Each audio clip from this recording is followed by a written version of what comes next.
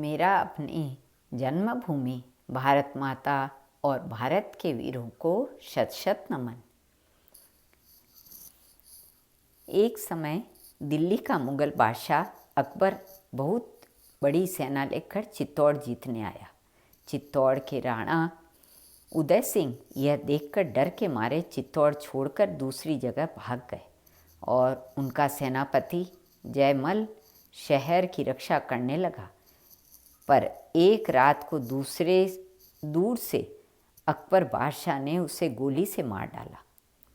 चित्तौड़ निवासी अब एकदम घबरा उठे, पर इतने में ही चित्तौड़ का एक बहादुर लड़का स्वदेश की रक्षा के लिए मैदान में आ गया। उस वीर बालक का नाम था पुत्र। उसकी उम्र केवल 16 वर्ष की थी। पुत्र था तो बालक, पर बड़े बड़े बहादुर आदमियों के समान वह ही हिम्मतवर और जोरावर था। उसकी माता, बहन और स्त्री ने युद्ध में जाने के लिए उसे खुशी से आज्ञा दे दी। यही नहीं, वे भी उस समय घर में न बैठकर हथियार लेकर अपने देश की रक्षा करने के लिए बड़े उत्साह के साथ युद्ध भूमि में निकल आईं। अकबर की सेना 2 भागों में बटी थी। एक भाग पुत्र के सामने लड़ता था और दूसरा भाग दूसरी ओर से पुत्र को रोकने के लिए आ रहा था।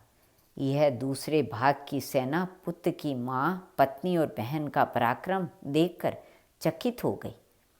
दोपहर के 2 बजते बजते पुत्र उनके पास पहुँचा।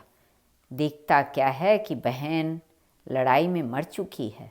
माता स्त्री बंदूक की गोली खाकर जमीन पर तड़फड़ा रही है। पुत्र को पास देखकर माता ने कहा, बेटा, हम स्वर्ग में जा रही हैं, तू लड़ाई करने जा। लड़कर जन्मभूमि की रक्षा कर या मरकर स्वर्ग में आकर मुझसे मिलना।